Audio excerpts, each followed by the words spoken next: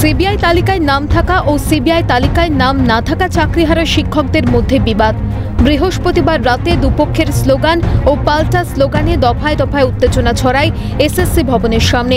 চলে বাকবিতণ্ডা। সিবিআই তালিকায় নাম না থাকা চাকরিহারা শিক্ষক চিন্ময় মণ্ডলকে চড় মারার অভিযোগ ওঠে সিবিআই তালিকায় নাম থাকা শিক্ষক সংগঠনের বিরুদ্ধে। বিধাননগর থানায় অভিযোগ জানান চিন্ময় মণ্ডল। ঘটনাস্থলে পৌঁছে জিজ্ঞাসাবাদ শুরু করে পুলিশ। তবে পুলিশের ভূমিকায় প্রশ্ন তুলেছেন সিবিআই তালিকায় নাম না থাকা চাকরিহারা শিক্ষকরা। যদিও অভিযোগ অস্বীকার করেছেন সিবিআই তালিকায় নাম থাকা চাকরিহারা শিক্ষকরা। দফায় দফায় বাকবিতণ্ডা শুরু হয়েছে। পুলিশ নীরব দর্শকের ভূমিকা পালন করেছে, কিন্তু তাদের যে আনটেন্টেড, তাদের যে লিস্টটা স্কুলে যায়নি, সেই আক্রোশটা আমাদের ওপর মেটানোর জন্য আমাদের উপর চড়াও হয়েছে বারবার। এবং তার একটা ঘটনা, চিন্ময়কে দেখলাম আমরা একটা থাপ্পড় মেরেছে, কিন্তু এটা একেবারে কাঙ্ক্ষিত নয়। তারাও একসময় আমাদের সহকর্মী ছিলেন। আমরা যারা যোগ্য শিক্ষক শিক্ষিকা তারা কখনোই চায় না এই কলঙ্কের দাগ মাথায় নিয়ে চলতে, যে টিচার হয়ে আমরা এরকম হাতাহাতিতে জড়াচ্ছি। 1, 2 নম্বর, যেহেতু স্কুলে যাওয়ার একটা চান্স পাওয়া গেছে, তাই যেহেতু সামার ভ্যাকেশন 30 তারিখ, আমরা চাইছি এই 1-2 দিন এর মাঝখানে অন্তত স্কুলে গিয়ে আমাদের অবদানটা রাখতে। প্রথমত দেখুন, উনি যে অভিযোগ করেছেন ওই অভিযোগের সারবত্তা নিয়ে উনি আপনাদের কাছে ক্লিয়ার করতে পারবেন। আমাদের সাথে বিমাতৃসুলভ আচরণ করেছে। আমরা সুপ্রিম কোর্টে লড়াইয়ের সাথে সাথে পথে নেমেছি চেয়ারম্যান স্যারের সাথে দেখা করতে, শুধুমাত্র আমাদের কর্মসূচিকে বাধা দানের জন্যই ওনাদের আজকে অবস্থান। সিবিআই তালিকায় নাম না থাকা চাকরিহারা শিক্ষকদের অভিযোগ, ডিআই তালিকায় অনেক অসঙ্গতি রয়েছে। তালিকা থেকে বাদ পড়েছে অনেক যোগ্যদের নাম। ইতিমধ্যেই তাদের নাম সংগ্রহ করে এসএসসির চেয়ারম্যানের কাছে জমা দেওয়া হচ্ছে। তালিকা সংশোধনের জন্য 2 দিনের সময়সীমা বেঁধে দেওয়া হচ্ছে সিবিআই তালিকায় নাম না থাকা চাকরিহারা শিক্ষকদের তরফে। একই সঙ্গে তাদের হুঁশিয়ারি, শুক্র শনির মধ্যে তালিকা সংশোধন না হলে বিকাশ ভবন ঘেরাওয়ের ডাক দেওয়া হবে। পাশাপাশি পুনর্বহালের দাবিতে রাজপথে সিবিআই তালিকায় নাম থাকা ও ডিআই তালিকায় নাম না থাকা চাকরিহারা শিক্ষকরা। সিবিআই তদন্তে প্রশ্ন তুলেছেন তারা।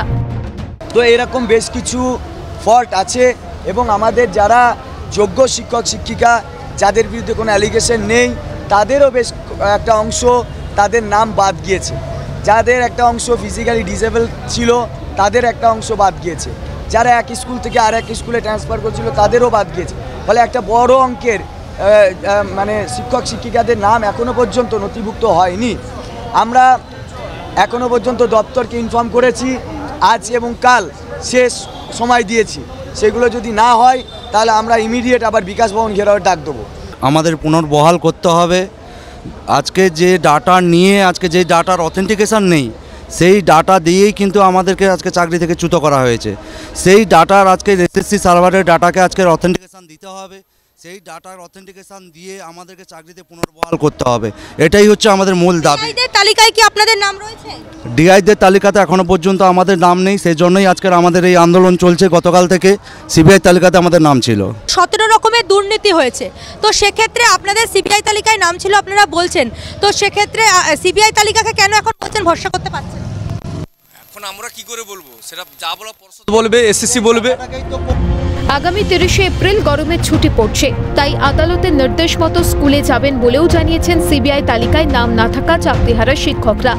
একই সঙ্গে তারা জানিয়েছেন এসএসসি ভবনের সামনে থেকে আন্দোলন প্রত্যাহার করলেও শহীদ মিনারে আন্দোলন জারি থাকবে।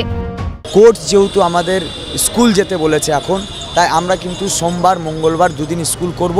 30 তারিখ থেকে গরমের ছুটি পড়ছে, সবাই ঘুরতে যাবে, বেড়াতে যাবে, আমরা রাস্তাতেই থাকব। অবশ্যই এখন গিয়ে শহীদ মিনারে অবস্থানও চলবে এবং ওই ওকালতনামার যে কাজগুলো সেগুলো হবে। এবং এই 2 দিনের মধ্যে যদি নাম ইনক্লুড না হয় যাদের বাদ গিয়েছে, তা আমরা কিন্তু বিকাশ ভবন ঘেরাও অভিযান করব। ইতিমধ্যে যাদের সিবিআই তালিকায় নাম রয়েছে সেই সকল শিক্ষকেরাও এসএসসির সামনে আন্দোলন এবং অনশনে অবস্থানে বসেছেন। তাই যারা নিজেদেরকে যোগ্য বলে দাবি করছেন সেই সকল শিক্ষকেরা তারা তাদের স্থান পরিবর্তন করে তারা শহীদ মিনারের উদ্দেশ্যে রওনা দিচ্ছেন এসএসসির সামনে থেকে। ক্যামেরায় সায়ন্তন চক্রবর্তীর সঙ্গে রেশমি দাস ও শান্তনু আচার্যের রিপোর্ট, ক্যালকাটা নিউজ।